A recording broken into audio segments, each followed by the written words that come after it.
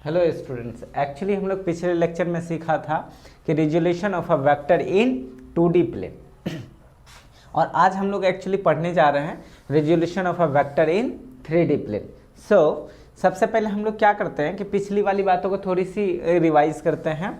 And हमने क्या पढ़ा था कि जो रिजोल्यूशन ऑफ अ वेक्टर होता है वो किसी एक सिंगल वेक्टर को 2 और मोर पार्ट्स में ब्रेक डाउन करने को हम लोग क्या बोलते हैं, स्प्लिटिंग ऑफ अ वेक्टर या रिजोल्यूशन ऑफ अ वेक्टर। और उनके जो पार्ट होते थे उनके पार्ट्स को हम लोग क्या बोलते थे, उनके पार्ट्स का क्या नाम दिया था हमने, component of a vector. But actually आप गौर से अगर देखेंगे इन चीज़ों को तो आप क्या देखोगे कि जो आपने एडिशन ऑफ वेक्टर्स पढ़ा था, मान लो कोई वेक्टर ए और कोई भी वेक्टर क्या चीज़ है आपके पास, बी है, तो वेक्टर ए और बी का जो आपने एडिशन पढ़ा था तो इन दोनों का जो कंबाइंड इफेक्ट आया था उसका नाम हमने क्या दिया था, रिजल्टेंट वेक्टर। क्या नाम दिया था, रिजल्टेंट वेक्टर। फिर आपने इसका मॉड्यूलस यानी कि इसका मैग्नीट्यूड भी फाइंड करना सीखा था। Vector A plus vector B इन दोनों के सम का जो मॉड्यूलस होगा आई मीन मैग्नीट्यूड होगा वो कितना होगा ये भी आपने सीखा था। इसके अलावा अगर सही से गौर से आप इन चीज़ों को देखेंगे तो मान लो आपके पास एक वेक्टर ए और अनदर वेक्टर ये क्या है आपके पास बी, ये अनदर वेक्टर बी। और इन दोनों का जब आप रिजल्टेंट फाइंड किया था आपने, इन दोनों के बीच का एंगल ले लो थीटा, और इन दोनों का जब रिजल्टेंट फाइंड किया था आपने तो वो कुछ इस टाइप से पैरेललोग्राम लॉ से आपने कुछ इस टाइप से रिजल्टेंट वेक्टर फाइंड आउट किया था। ये है आपका रिजल्टेंट वेक्टर आर, कुछ ऐसा ही किया था।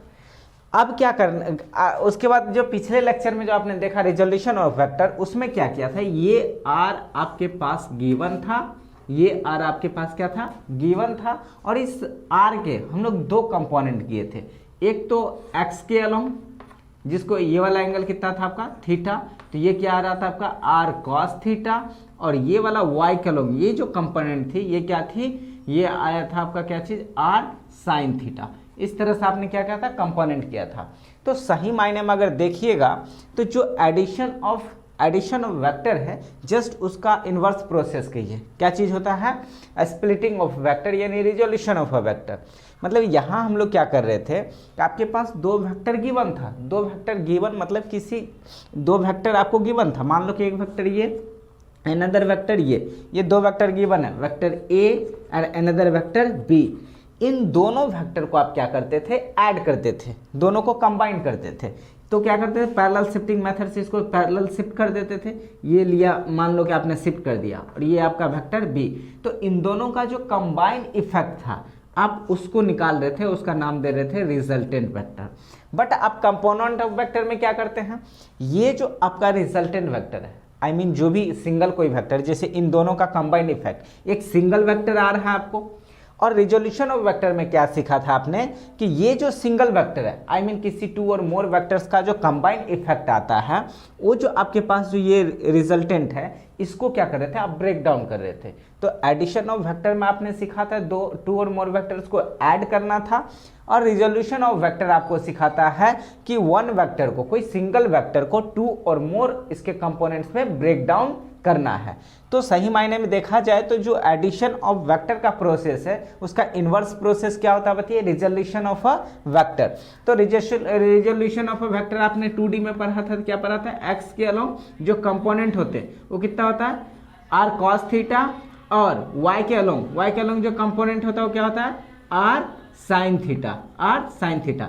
इस तरह से आपने इसको ब्रेक डाउन करना सीखा था। इसके अलावा इस पे कुछ अपने न्यूमेरिकल्स भी बनाया था, इस पे क्या किया था आपने, न्यूमेरिकल्स भी बनाया था। तो आइए कुछ न्यूमेरिकल्स आज करते हैं, उसके बाद हम लोग स्टार्ट करेंगे resolution of a vector in 3D plane. तो सबसे पहले मान लो कि एक इंक्लाइन प्लेन है, एक क्या है, ये इंक्लाइन प्लेन है, इसको ऐसे लीजिए, मान लो ये एक्स एक्सिस और ये आपकी क्या है, वाई एक्सिस, ये रहा वाई एक्सिस और क्या है ये आपका एक्स एक्सिस, ठीक। और कह रहा एक इंक्लाइन प्लेन है जो क्या कर रहा है, हॉरिजॉन्टल के साथ मान लो कि 60 डिग्री का एंगल फॉर्म कर रहा है। कितना डिग्री का एंगल फॉर्म कर रहा है, 60 डिग्री का। यहाँ पर मान लो यहाँ पर कोई ब्लॉक है, कोई क्या है, यहाँ पर एक ब्लॉक है इस ब्लॉक का मास समथिंग आपको गिवन है, इस ब्लॉक का मास समथिंग गिवन है। फॉर एग्जाम्पल इसका मास ले लो आप 3 kg, कितना ले लेते हैं आप 3 kg, 3 kg इसका मास आपको गिवन है। तो कह रहा है ये जो ब्लॉक है, ये जो ब्लॉक है, इस ब्लॉक में ये ब्लॉक क्या करेगा कि इस ब्लॉक पे ग्रेविटी का फोर्स एक्ट होगा, मतलब कि वेट एग्जर्ट होगा। तो जो भी वेट होगा इस पे, जो भी वेट एग्जर्ट होगा उस वेट का आपको क्या करना है, फोर्स फाइंड आउट करके बताना आपको। इसका वेट जो है, वेट सबसे पहले फाइंड आउट करेंगे। जो भी वेट आएगा उस वेट को कहता है, ये जो आपके पास वेट आएगा इस वेट का आपको जो इंक्लाइन प्लेन है उसके पैरेलल कंपोनेंट क्या होगा, उसके बाद ये जो वेट है इस वेट का वर्टिकल कंपोनेंट क्या होगा। ये दोनों कंपोनेंट आपको क्या करने हैं, फाइंड करने हैं। दोनों कंपोनेंट क्या करने हैं, फाइंड करने हैं। तो कैसे करोगे इसे, एक्चुअली ये 3 kg है तो सबसे पहले तो इसका आप ग्रेविटेशनल फोर्स जो है perpendicular I mean normal to the क्या सरफेस लगेगा अर्थ के। तो इसको किधर लगाओगे, ये रहा आपकी क्या चीज़ mg का फोर्स, जिसको वेट बोल रहे हो आप, वेट यही होता है। नीचे कौन सा फोर्स लगता है towards the earth, mg weight. और आपके पास ऑलरेडी मास इसका पता है 3 kg, g की वैल्यू आप अप्रॉक्स 10 ले लो, तो 10 ले लोगे तो आंसर जो आएगी ये टोटल क्या निकल के आएगा, न्यूटन, यानी कि 30 न्यूटन आ गया। आपके पास वेट कितना आ रहा है 30 न्यूटन। तो आपको बोल रहा है एक तो इसके परपेंडिकुलर आई मीन एक तो कह रहा है इंक्लाइन प्लेन के पैरेलल कंपोनेंट फाइंड करो, और दूसरा इस इंक्लाइन प्लेन के जो परपेंडिकुलर कंपोनेंट, ये दो कंपोनेंट फाइंड करो। तो पैरेलल मतलब क्या, अलोंग द इंक्लाइन प्लेन, और परपेंडिकुलर मतलब ये क्या बोलते हैं, perpendicular to the incline plane. तो आपके पास इसको आप क्या कंसीडर किया है, W पैरेलल, और इसको क्या बोला आपने, W परपेंडिकुलर, W मतलब वेट। ठीक, अब सोचो कि इसके लिए तो आपको या तो ये वाला एंगल पता होना चाहिए या फिर ये वाला एंगल पता होना चाहिए। तो इन दोनों में से तो कोई एंगल ही नहीं पता है आपको, बट ये वाला एंगल आपको गिवन है। तो सोचिए ये नॉर्मल टू द सरफेस होता है, और ये जो एक्स एक्सिस है it acts like a horizontal I mean क्या, सरफेस, अर्थ का सरफेस। तो इनके साथ जो ये एंगल बनेगा कितना का, 90 का। तो जब ये 90, ये कितना 60 ऑलरेडी गिवन है, ये हो जाएगा आपका कितना 30, और ये भी कितना हो जाएगा आपका 60, कितना हो जाएगा 60। तो इसको भूल जाओ, आप ऐसे सोचो ये वाला एंगल कितना है 60, क्योंकि यही एंगल आपको गिवन था। तो ये वाली एंगल कितनी दे रखी है 60। तो जो एंगल मैंने आपको क्या सिखाया था, आपको बताया गया था कि ये रहा आपका एक्स एक्सिस, ये रहा आपका वाई एक्सिस। मान लो कि ये वाली कोई वेक्टर है r, कोई वेक्टर है r, तो इसके x के अलोंग जो कंपोनेंट थे वो कितना था rx, y के अलोंग जो कंपोनेंट हुआ वो क्या कंसीडर किया था आपने ry, और x एक्सिस के साथ जो एंगल बना रहा है उसको क्या कंसीडर किया था आपने थीटा। जो ये आर एक्स के साथ जो कंपोनेंट फाइंड आउट आपने किया था, जो कंपोनेंट निकल के आया था वो क्या निकल के आया था बताइए, आर कॉस थीटा। और आर वाई यानी कि वर्टिकल कंपोनेंट जो आपका निकल के आया था आर वाई, वो कितना निकल के आया था आर साइन थीटा।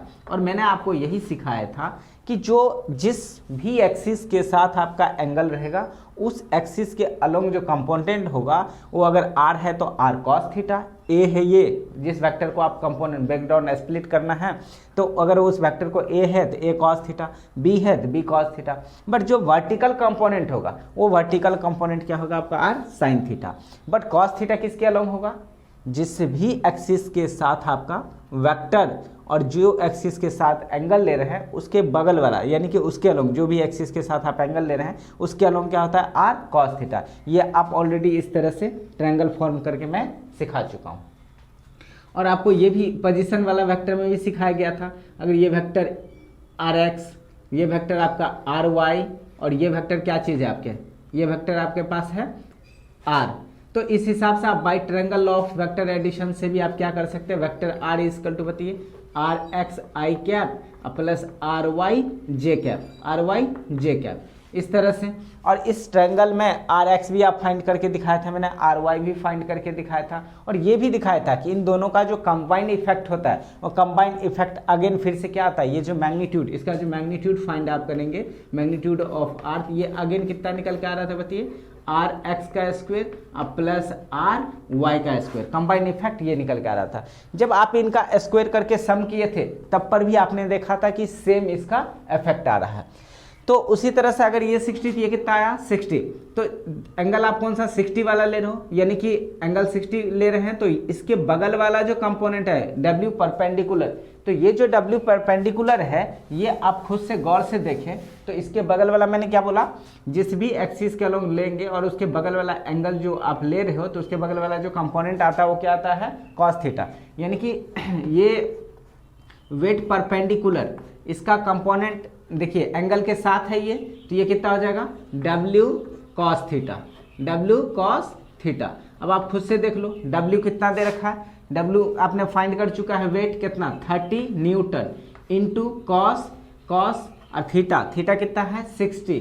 तो अब मुझे बताओ कि cos 60 कितनी होती है, हाफ, तो 30 इंटू हाफ दैट विल भी कितना 15 टाइम्स में कैंसिल आउट, कितना आया 15 न्यूटन, यानी कि W परपेंडिकुलर कितना आया 15 न्यूटन। उसके बाद अगर W पैरेलल चाहिए, मतलब कि वेट पैरेलल टू द किसके बताइए हॉरिजॉन्टल के अगर पैरेलल कंपोनेंट फाइंड करना है तो हॉरिजॉन्टल के पैरेलल कंपोनेंट क्या आ जाएगा बताइए, ये हो जाएगा आपका W साइन थीटा।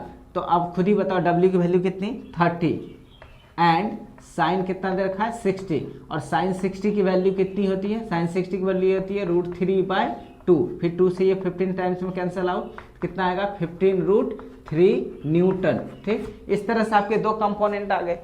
तो इस तरह से आपने क्वेश्चन बनाना सीखा था। इसके अलावा अगर मान लो आपको कुछ इस टाइप का नहीं, आपको क्या बोलता है कि कंपोनेंट ही आपको दे रखे हैं, क्या दे रखे हैं, कंपोनेंट ही दे दिए। मान लो कि आपको कहता है कि ये एक वेक्टर है, एक वेक्टर क्वांटिटी, ये इसका नाम कुछ भी रख लो, जैसे कि R, ये वेक्टर क्या है R, हमें नहीं पता ये कितना है, हमें नहीं पता ये कितना है, बट आपको बोलता है कि जो इसका X कंपोनेंट है, I mean RX, ये आपको दे रखा है 8 या 6 ले लो, कुछ भी आप कितना ले लेते हैं 6, कितना ले लेते हैं 6, और ये जो y यानी कि RY जो कंपोनेंट यहाँ से मैं कर रहा हूँ, ये जो RY कंपोनेंट है ये बोलता है आपका कितना है 8, कितना दे रखा है 8। आपसे पूछा जा रहा है कि सबसे पहले आप मुझे बताओ कि ये जो वेक्टर R है, वेक्टर R क्या होगा। दूसरा क्वेश्चन है आपके पास कि आपको ये भी बताना है कि वेक्टर R जो है उसकी डायरेक्शन क्या होगी, उसकी डायरेक्शन क्या होगी। तो मैंने सिखाया था कि अगर आपके पास देखिए x के अलोंग, अगर x के अलोंग 6 दे रखा है, मतलब RX का जो वेक्टर है इसको आप कैसे सिखाया था मैंने लिखने के लिए, इसको बताया था RX I कैप, और RX आपको कितना गिवन है 6, that mean 6 I cap. x के अलोंग जो आपके पास वेक्टर है वो कितना 6 I कैप, और RY चाहिए, कितना चाहिए RY, तो RY जो वेक्टर चाहिए तो इसके लिए क्या मैंने लिखाया था RY J cap, RY J cap, और RY की वैल्यू कितनी दे रखी 8 और साथ में J कैप। इस तरह से आपके पास RX वेक्टर और RY वेक्टर मिल गया। अब ये दोनों अगर मिल गए आपको तो आपको क्या चाहिए था वेक्टर R, तो वेक्टर R पहला नंबर क्वेश्चन देखिए कैसे सॉल्व करेंगे, वेक्टर R चाहिए तो वेक्टर R क्या होता है RX I cap plus RY J cap, RY J cap. अब RX I कैप कितना देख रहा है 6 I cap plus RY J कितना दे रखा है 8 J कैप, तो ये निकल के आ गया। ये रही वेक्टर आपके पास, ये पहला क्वेश्चन सॉल्व, आपका वेक्टर फॉर्म में पूछा, ये रही वेक्टर R निकल गया। अब आपसे क्या पूछ रहा है एंगल थीटा क्या होगा, तो इसके लिए मैंने क्या सिखाया था, ये वाली एंगल आपको फाइंड करना होता है। तो ये वाली एंगल क्या बोला था मैंने, टेन थीटा का इस्तेमाल करो। तो टेन थीटा क्या होता है बताइए, tan theta is equal to, tan theta निकाल के दिखाया था मैंने, tan theta is equal to क्या होता है RY और बाई कितना RX, और RY कितना दे रखा है आपको 8, अब बाई RY का RX कितना दे रखा है 6, इसको कैंसिल आउट कर लोगे, 2 4 जा एंड 2 3 जा, कितना आया 4/3। तो थीटा इज इक्वल टू कितना हो जाएगा भैया 10 इनवर्स 4/3, एक तो यही आंसर हो गया। दूसरा भी मैंने क्या सिखाया था, ये वाला एंगल ट्रायंगल बना लो आप, ये 4 ये 3, तो ये कितना हो जाएगा 53, ये कितना हो जाएगा 37, और ये आपको जानते हैं 5, ट्रिपलेट वाला एंगल। तो उससे भी आप कर सकते हैं परपेंडिकुलर बाय बेस, तो परपेंडिकुलर ये है तो एंगल कौन सा होगा बताइए 53 डिग्री, यानी कि थीटा की जो वैल्यू है वो कितनी हो जाएगी 53 डिग्री। तो इस तरह से कितने भी क्वेश्चन रहेगा आपसे क्या करेगा पूछा जा सकता है, तो आप इस तरह से क्वेश्चन क्या करोगे बना सकते हो। और ज़्यादा क्या किया आपने देखा आपको इस बार कंपोनेंट ही दे दिया और आपको एंगल और वेक्टर फाइंड करना था। आपको कभी वेक्टर दे देता है और क्या बोलता है उसके कंपोनेंट फाइंड कीजिए। जैसे आप और भी क्वेश्चन बना चुके थे और क्वेश्चन इसमें देख लीजिए। मान लो कि आपके पास ऐसे क्वेश्चन था कि ये रहा आपके पास क्या चीज़ है बताइए, एक्स एक्सिस एक्स डैश और एक्स, और ये रहा आपका y and y dash axis. ठीक, कह रहा एक फोर्स ये रहा, ठीक, इसका नाम रख लो कुछ भी 50 न्यूटन ले देता मैंने, 50 न्यूटन, और इसको बोलो फोर्स F1, वेक्टर कितना दे रखा है F1, और एक दूसरा फोर्स ले लेते हैं हम लोग कहाँ पर, ये F2, कितना ले लेते हैं हम लोग F2, कितना दे दिया ये 20 न्यूटन, 20 न्यूटन। मान लो आपसे क्या कहता है कि ये वाली एंगल कितना है 30 डिग्री, ये वाली एंगल कितना दे रखा है आपको 30 डिग्री, और आपको बोलता है कि ये वाली एंगल जो है, ये वाली एंगल हो गया आपका 37 डिग्री, 37 30 नहीं, इसको 53 ले लो, 53 डिग्री। आपको क्या कहता है कि इनके जो है आपको एफ नेट यानी कि एफ वाई नेट चाहिए, एफ वाई नेट। कहने का मतलब है कि y के डायरेक्शन में जो फोर्स चाहिए, ठीक ना, y के डायरेक्शन में जो नेट फोर्स चाहिए वो आपको निकाल के क्या करना है, बताना है, y के डायरेक्शन में नेट फोर्स। तो एक काम करें, इसको क्या करेंगे आप y के अलोंग ब्रेक डाउन कर लीजिए, इसको भी y के अलोंग ब्रेक डाउन कर लीजिए, और दोनों को क्या करेंगे आप ऐड कर दीजिएगा, तो एफ वाई नेट निकल के आ गया। तो सबसे पहले इसका एक कंपोनेंट तो y के अलोंग आएगा, दूसरा कंपोनेंट किसके अलोंग आएगा, x के अलोंग। तो y के अलोंग जो कंपोनेंट आएगा वो y के अलोंग कंपोनेंट कितना आ जाएगा बताइए, F2 साइन 30, और x के अलोंग कितना हो जाएगा F2 sign 20, sorry F2 sign कितना 37 है, सॉरी यहाँ पर देखिए 37 लिखा, 37। ठीक, अब इसको क्या बोलेंगे, F2 का कौन सा component, F2 along x axis, और ये वाला कंपोनेंट कौन सा बताइए F2 y के अलोंग। और यहाँ पर देखिए सबसे पहली बात तो आपसे पूछा गया एफ वाई नेट, तो इससे तो आपको कोई लेना देना ही नहीं, इसका निकालने का कोई फायदा ही नहीं, क्योंकि क्वेश्चन ही नहीं पूछ रहा। अगर आपसे निकालने को बोलता है तो आप ऐसे फाइंड आउट कर सकते हैं। अगर इसकी बात करें ये वाली, तो इसका x के अलोंग जो कंपोनेंट होगा, यानी कि F1 का x के अलोंग जो कंपोनेंट होगा F1x, वो कितना हो जाएगा, 53 है, तो ये हो जाएगा कितना F1 cos 53 डिग्री। अब y के अलोंग चाहिए, इसके अलोंग चाहिए, तो इसके अलोंग कितना हो जाएगा F1y कितना हो जाएगा बताइए, F1y ये हो जाएगा आपका F1 साइन 53, F1 साइन 53। अब सबकी वैल्यू पुट कर लो, तो इसको अगर आप सॉल्व करेंगे, इससे जब सॉल्व करेंगे तो कितना हो जाएगा ये बताइए, तो इससे जब सॉल्व करेंगे तो F2 की वैल्यू दे रखी है आपको 20, तो कॉस साइन 30 आपको बताया गया था, साइन छोटा वाला एंगल में छोटा ही रहता है ऊपर में, तो कितना हो जाएगा ये बताइए, तो ये हो जाएगा आपका 3/5, तो 5 4 जा 20, 3 4 जा 12 न्यूटन आ जाएगा। अब यहाँ पर बात करें तो ये कितना हो जाएगा, F1 की वैल्यू आपको कितना दे रखा है 15 इंटू साइन 53, साइन 50 देखिए बड़ा साइन में क्या, जो बड़ा एंगल होता है उसके हम लोग अपोजिट साइड जो होता है वो लार्जर होता है, यानी कि कितना देखिए हाइपोटेन्यूज तो आपका फिक्स रहेगा, हाइपोटेन्यूज फिक्स, बची इसकी वैल्यू, तो ये कितना हो जाएगा बताइए, तो 4/5, 5 3 जा 15। अब सुनिए 4 3 जा कितना आ जाएगा 12 न्यूटन।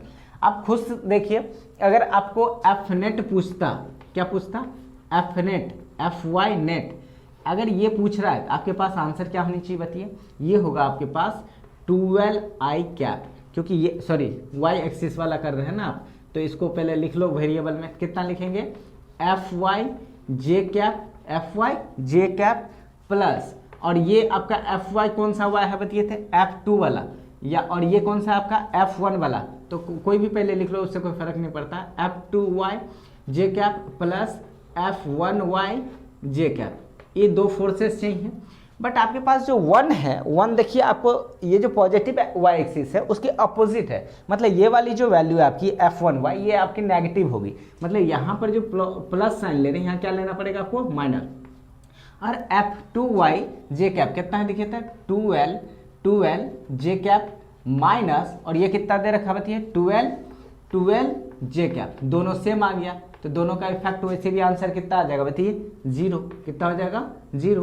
तो एफ नेट वाई जो है आपके पास कितना निकल के आ रहा है, वो निकल के आ रहा है 0। एफ नेट वाई कितना आ रहा है, 0।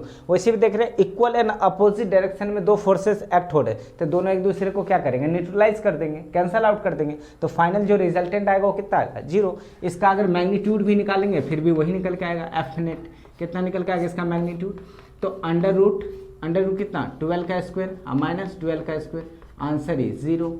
बात समझ रहे हैं।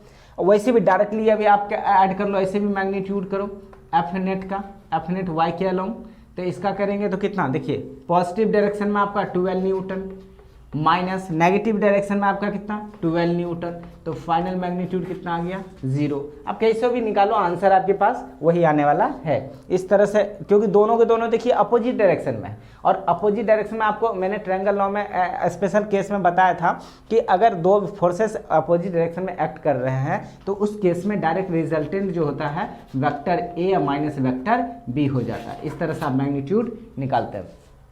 तो इस तरह से आप डायरेक्टली इसको सब्ट्रैक्ट करके भी रिजल्ट आप लिख सकते हैं, दोनों केस में 0। अब अगर x वाला पूछता कि x नेट कितना होता तो इसको सॉल्व करते, फिर इसको सॉल्व करते और दोनों को फिर से इस तरह से कंबाइन ऐड कर देते। तो इस टाइप के क्वेश्चन रहेंगे, आपको कह सकता है कि क्वेश्चन फाइंड आउट करो। अब ये तो आप सीख गए। अब आपको एक क्वेश्चन और लास्ट क्वेश्चन हम लोग इसमें देखते हैं।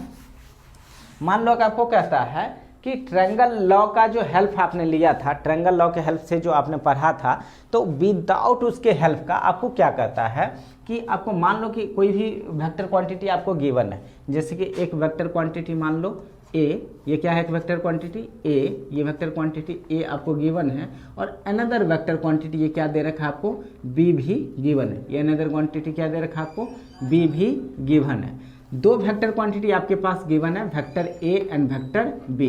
ये दो वेक्टर क्वांटिटी आपको क्या है, गिवन है। और इन दोनों के बीच का एंगल कितना दे रखा है आपको, थीटा। कितना दे रखा है, थीटा। बात समझ रहे हैं। तो आपको क्या कह रहा है कि आपको बताना है कि इन दोनों का जो रिजल्टेंट वेक्टर होगा, इन दोनों का जो रिजल्टेंट वेक्टर होगा विदाउट ट्रायंगल लॉ के हेल्प से आपको क्या करना है, इसका रिजल्टेंट फाइंड करना है। इन दोनों का क्या करना है, without help of triangle law of vector addition, उनके बिना आपको इसका क्या करना है, रिजल्टेंट फाइंड करना है। वेक्टर ए और वेक्टर बी के बीच का क्या करना है, रिजल्टेंट फाइंड करना है। तो कैसे करेंगे, तो इसके लिए आप कंपोनेंट मेथड से भी कर सकते हैं, कंपोनेंट मेथड से भी कर सकते हैं। कैसे, इस वेक्टर बी जो है, वेक्टर बी को ही आप रिजल्टेंट बना दो। यानी कि कोई, अब देखिए कोई एक थर्ड फोर्सेस होगा जिसको आप आर बोल रहे हो, जिसको क्या बोल रहे हो, आर बोल रहे हो, वो आर किसके इक्वल होगा, वेक्टर ए और प्लस वेक्टर बी के इक्वल होगा कि नहीं होगा। ये जो वेक्टर आर है, मान लो कि इन दोनों का रिजल्टेंट है आर, तो ये आर किसके इक्वल होना चाहिए, वेक्टर ए और प्लस वेक्टर बी के। बट अगर इसकी मोड की आप बात करें, इसकी मोड की बात करें तो इसका मोड कितना हो जाएगा, vector A plus vector B, इन दोनों का क्या हो जाएगा बताइए, तो मोड हो जाएगा। क्या हो जाएगा, मोड। अब उस केस में क्या करो, अब इसका मोड आप ऑलरेडी सीख चुके हो, कितना होता है, under root A square plus B square plus 2ab cos theta. चलिए वो भी आपको नहीं पता, तो पर भी इससे करते हैं। यहाँ से क्या कीजिए, एक परपेंडिकुलर ड्रॉ कीजिए, कर दिया आपने। और ये जो वेक्टर बी है, इस बी के दो कंपोनेंट बनाइए, एक तो इसी के अलोंग वेक्टर ए के अलोंग और दूसरा इसके परपेंडिकुलर। कितना, इसके परपेंडिकुलर। तो आप खुद से देखिए ये क्या है, ये वाली एंगल थीटा है, तो ए के अलोंग जो कंपोनेंट होगा वो कितना हो जाएगा बताइए, तो बी कॉस थीटा। ये ऑलरेडी आप सीख चुके हैं, बी कॉस थीटा।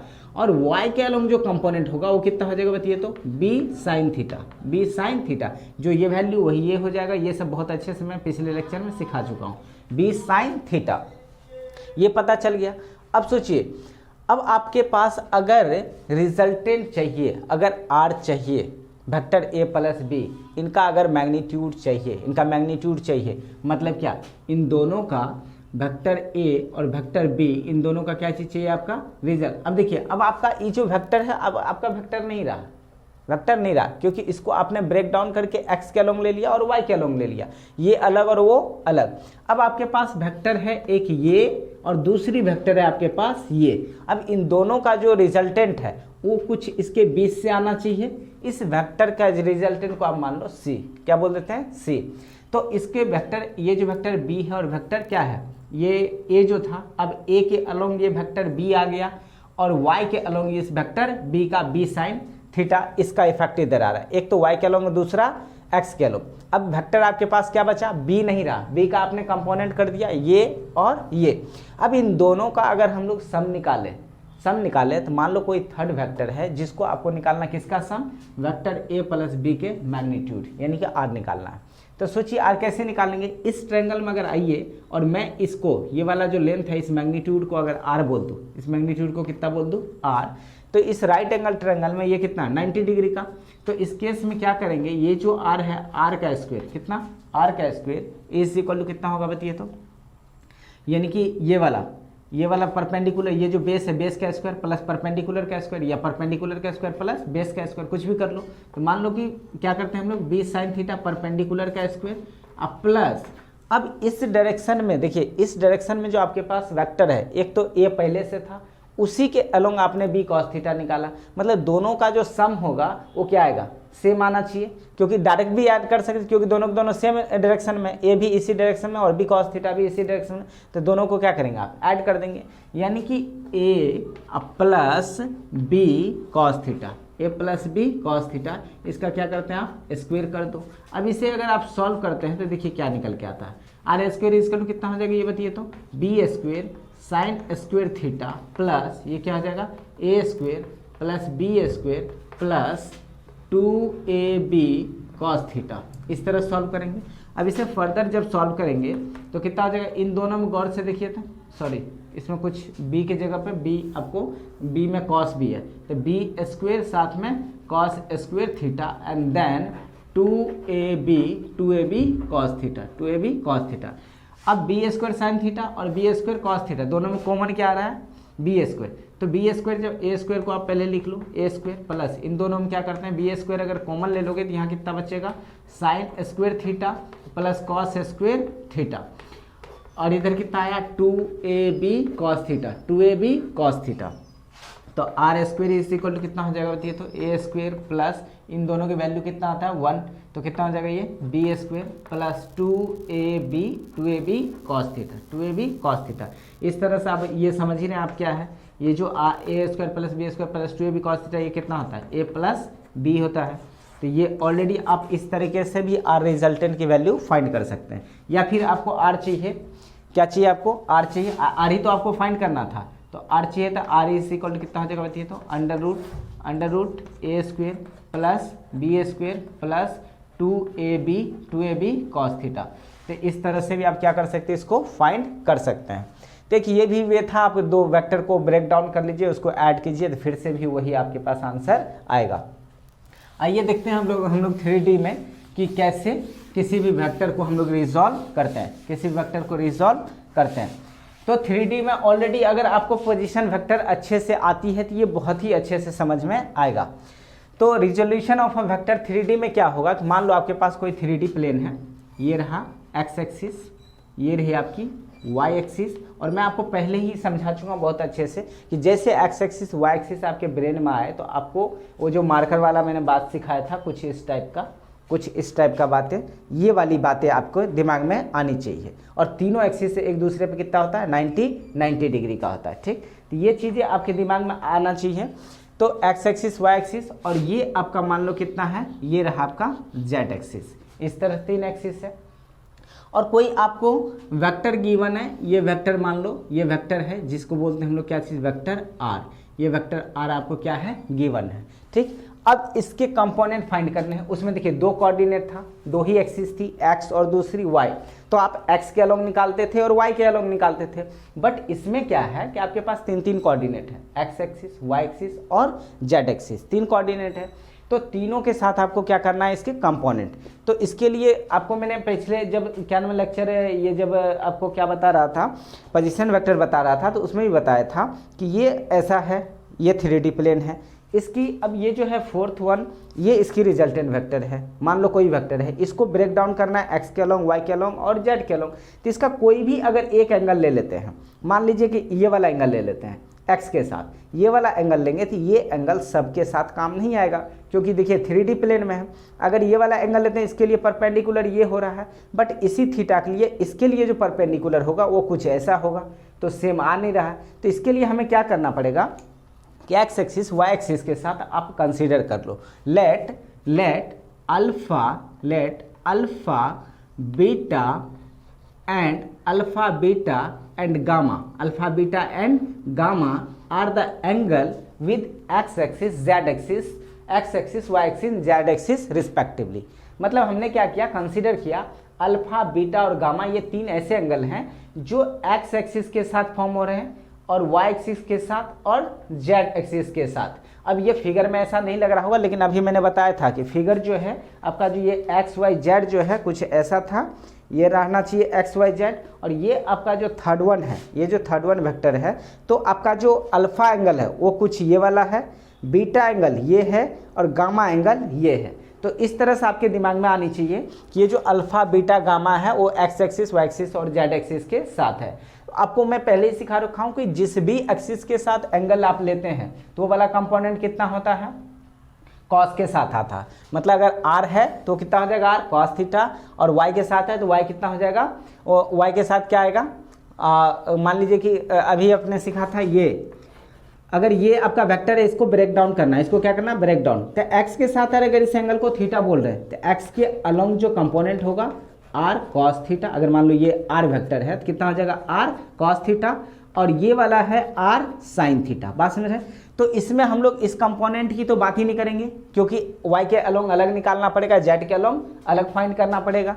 तो इसके लिए क्या करेंगे, आप सोचिए आपने जो अल्फा एंगल कंसीडर करा वो किसके साथ, एक्स एक्सिस के साथ। तो एक्स एक्सिस के साथ जो इसके ये जो आर है, आर के जो कंपोनेंट होंगे just let it be that is r x, और y के अलोंग जो कंपोनेंट होगा इस r का उसको हम लोग कंसीडर करते हैं कितना, आर वाई। उसके बाद फिर इसको z के अलोंग जो कंपोनेंट होगा इसको कंसीडर कर लो कितना, r z. Let r x r y and r z are the components of vector r along x axis Y axis and z axis respectively.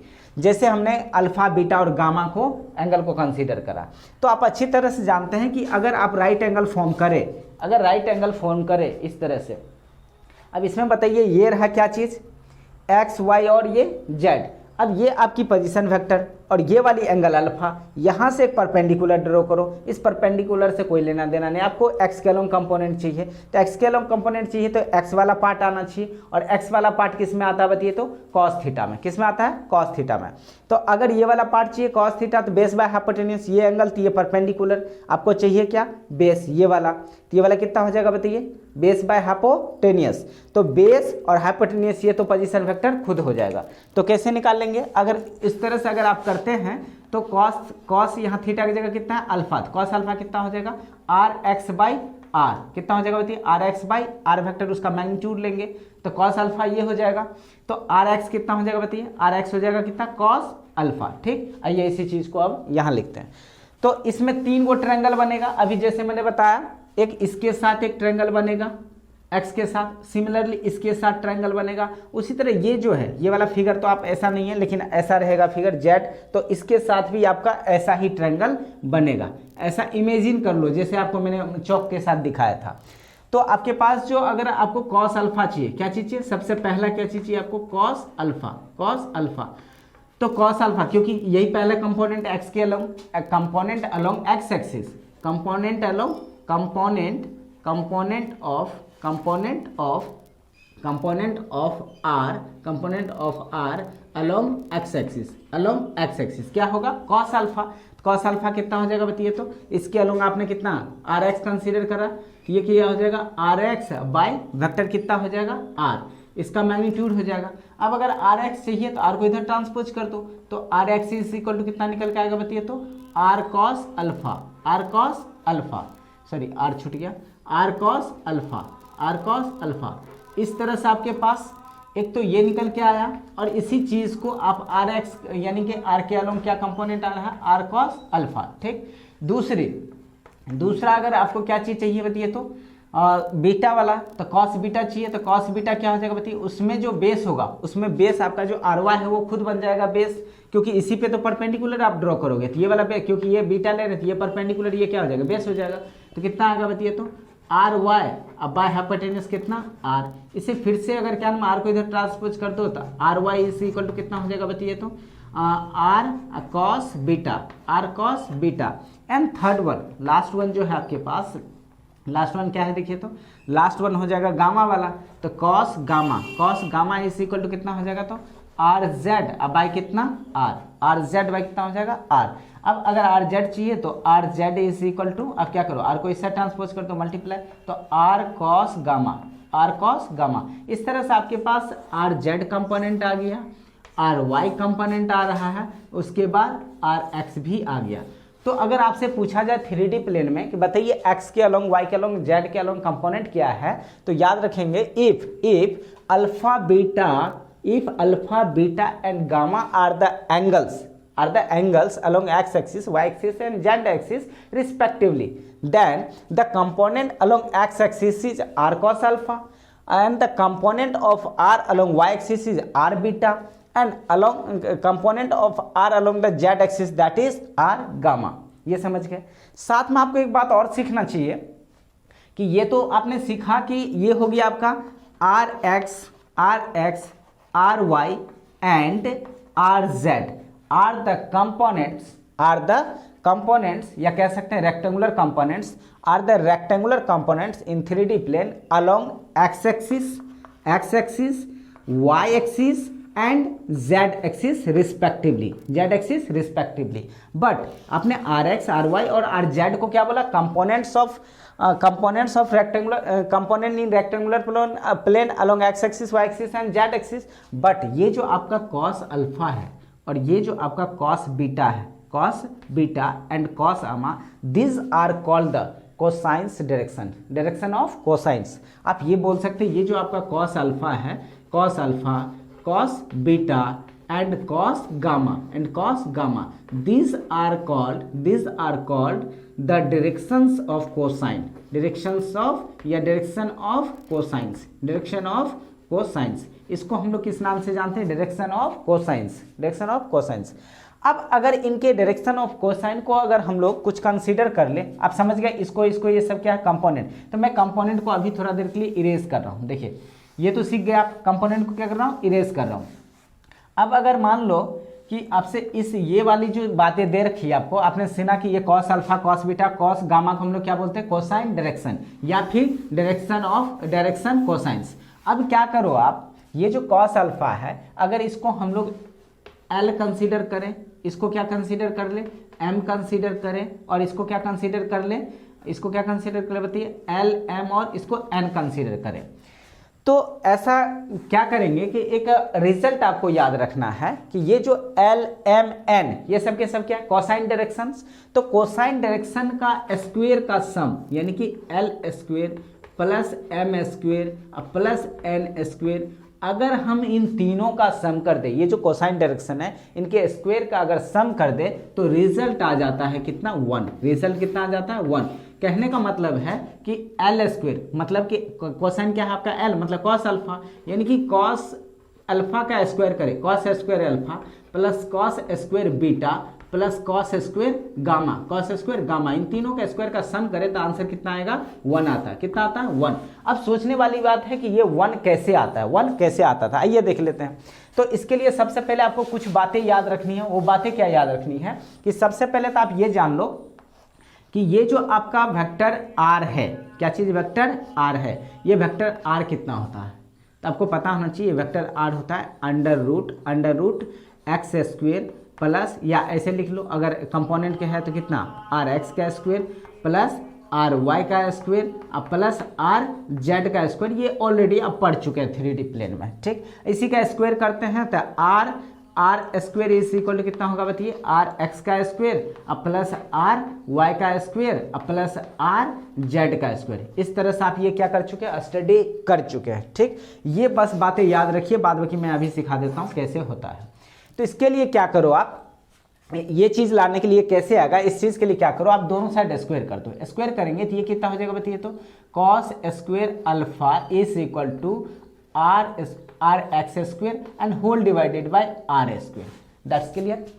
Similarly अब इसी चीज को अगर इनको भी, इसको इक्वेशन आप फर्स्ट कंसीडर कर लो और इनको भी आप क्या करो, दोनों साइड स्क्वायर कर दो। इनको भी दोनों साइड अगर स्क्वायर करेंगे तो ये कितना हो जाएगा बताइए, तो cos square beta is equal to, ये कितना हो जाएगा बताइए, r square y whole divided by are square, r Y square whole divided by are square. इसको भी जब स्क्वायर करेंगे तो ये कितना हो जाएगा बताइए, तो cos square gamma is equal to R Z का square whole divided by are square.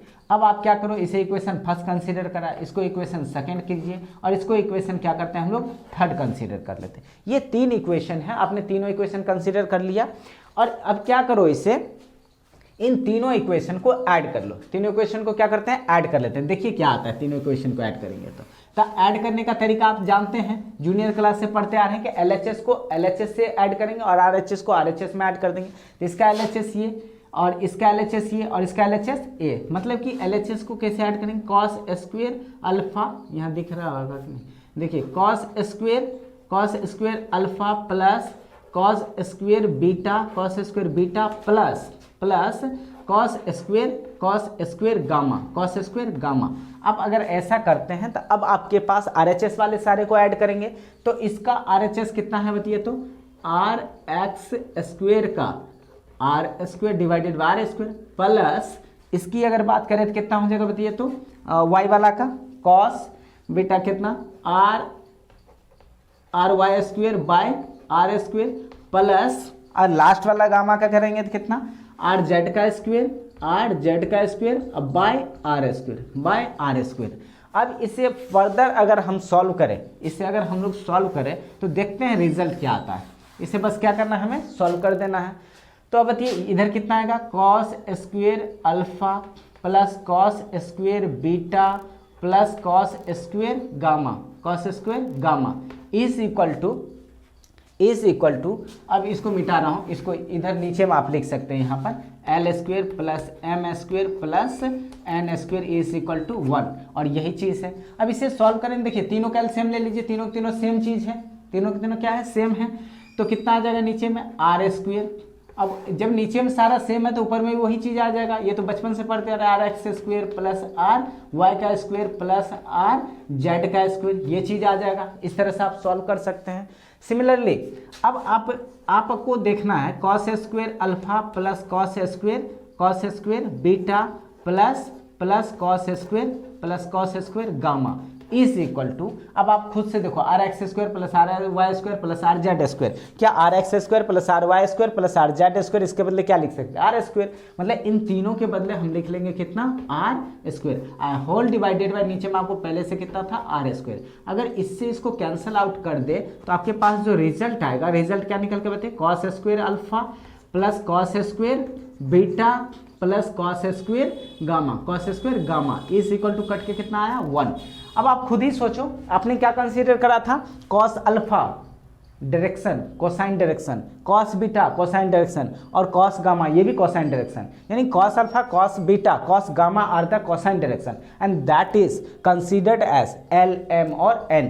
तो इसको एल माना था आपने तो एल का स्क्वायर प्लस इसको एम माना था तो एम का स्क्वायर प्लस इसको एन माना था एन का स्क्वायर इज इक्वल टू कितना आ गया 1 आ गया, कितना आ गया 1 आ गया। इस तरह से यानी कि sum of square of cosine direction is always 1, याद रखेंगे। जब कोई भी अल्फा बीटा गामा 3 एंगल्स हैं और वो सब x axis Y axis Z axis के साथ अगर फॉर्म हो रहे हैं तो उस केस में जो कोसाइन डायरेक्शन का स्क्वायर का सम होता है वो कितना होता है 1। इससे रिलेटेड एक क्वेश्चन पूछा गया है। क्वेश्चन क्या है सुनिए, क्वेश्चन कहता है आपके पास कि मान लो कि alpha beta and gamma are the angles along x-axis, y-axis and z-axis with a vector r। कुछ भी मान लो vector a b c r y z कुछ भी दे दिया, उनके साथ क्या होता है, कह रहा है कि एक x एक्सिस पहले बना लो, x axis y axis and z axis, एक वेक्टर है, कोई वेक्टर ले लो आप r x y z जो मानना आप एक वेक्टर ले लो। कह रहा है ये जो वेक्टर r है इसके साथ आ रहे थे ए ले लो, ठीक ना, आर अभी ले किए थे ए, इसके साथ कह रहा है कि एक्स एक्सिस के साथ ये एक्स एक्सिस ये वाई एक्सिस और ये जेड एक्सिस, कह रहा है ए एक्स एक्सिस के साथ जो एंगल बना रहा है अल्फा, ये जो ए है वाई एक्सिस के साथ जो एंगल बना रहा है बीटा और जेड एक्सिस के साथ जो एंगल बना रहा है, ये जो जेड एक्सिस के साथ जो एंगल बना रहा है इसको बोलते हैं गामा। तो कहता है आपको find the value of sine square alpha plus sine square beta plus sine square gamma is equal to क्या होगा, इसकी वैल्यू फाइंड करना है। कभी कभी कहेगा इसका वैल्यू फाइंड करना नहीं पूछेगा, कहेगा कि प्रूव दैट, क्या कहेगा, prove that this much is equal to 2। तो आपको अंदाजा लग गया होगा कि आंसर इसका क्या आने वाला है 2। तो कैसे करेंगे इसको प्रूव। तो सिमिलरली एक बात बताइए, आपको पता होना चाहिए कि जब एक्स एक्सिस, वाई एक्सिस और जेड एक्सिस के साथ कोई भी वेक्टर अगर अल्फा बीटा गामा ये 3 एंगल फॉर्म करते हैं तो उस केस में कोसाइन डायरेक्शन के स्क्वायर का सम जो है कितना आता है, 1 आता है। ये रिजल्ट आप ऑलरेडी प्रूव कर चुके हैं, ये आपको पता है। ऐसा है तो आप क्या करेंगे, आप लिखेंगे सिंस वी नो दैट कि कॉस स्क्वायर अल्फा, इस केस में in this case cos square alpha plus cos square beta plus cos square gamma is equal to how much, 1। कितना होता है 1। अब इसी चीज को अगर हम सॉल्व करें तो ये कितना लिख सकते हैं बताइए, तो 1 minus sine square alpha plus 1 minus बताइए तो साइन स्क्वायर बीटा प्लस इसको क्या लिखेंगे 1 minus sine square gamma is equal to 1। अब इसे सॉल्व करेंगे, देखिए 1 प्लस 1 सब प्लस है, कितना हो जाएगा 3 हो जाएगा। और ये वाला 1 इसको इस साइड ले आइए, तो वो उधर प्लस, इधर कितना हो जाएगा माइनस। और ये देखिए sign square alpha, sign square beta, sign square gamma, ये सारे के सारे माइनस है, उस साइड जाके क्या हो जाएंगे प्लस। तो उधर जाके कितना हो जाएगा बताइए, तो sign square alpha plus sine square beta plus sine square gamma, इस तरह से आपके पास आया। अब 3 - 1 करोगे तो कितना हो जाएगा 2। तो साइन स्क्वायर अल्फा, देयरफॉर क्या लिखेंगे 10 sine square alpha plus sine square beta plus sine square gamma is equal to कितना आ जाएगा 2। तो इसी बात को क्या बोलेगा आपको, या तो इसे कहेगा कि प्रूव कीजिए या फिर कहेगा कि इसकी वैल्यू फाइंड कीजिए। इस तरह से आप क्या कर सकते हैं, इसकी वैल्यू फाइंड कर सकते हैं। अब मान लो कि आपके पास कोई भी पोजीशन वेक्टर दे दे या कुछ भी दे दे, ठीक ना, आपको क्या कहता है उसका, सबसे पहले कहेगा कि कोसाइन डायरेक्शन फाइंड कीजिए। जैसे मान लो कि एक वेक्टर आपको दे दिया, क्वेश्चन नंबर देखिए, अगला क्वेश्चन कैसा, मान लो कहता कि एक वेक्टर ए इज गिवन, मान लो 2i cap minus 3j cap plus 4k cap, ऐसा आपके पास कोई वेक्टर दे देता है।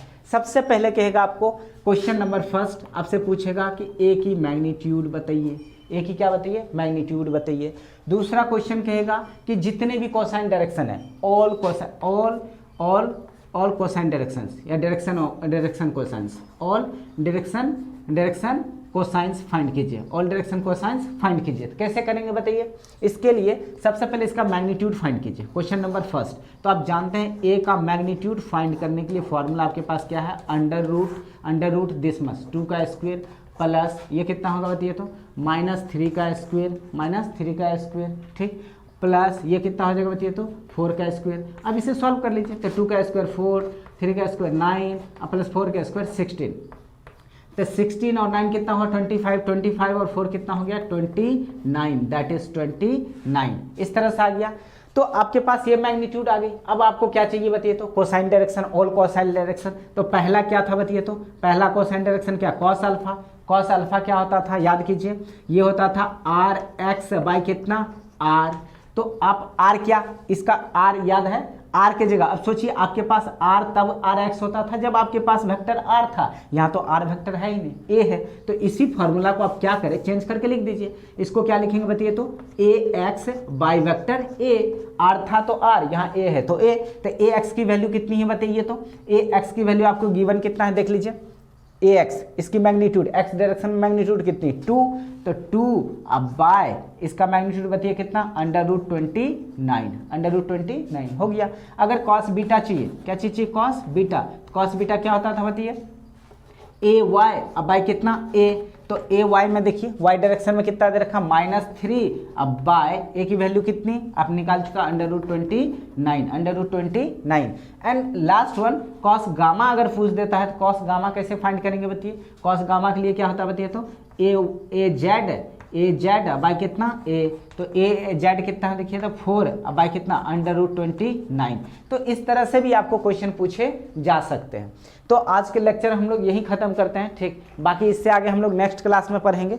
सो शॉर्ट बाय फॉर टुडे।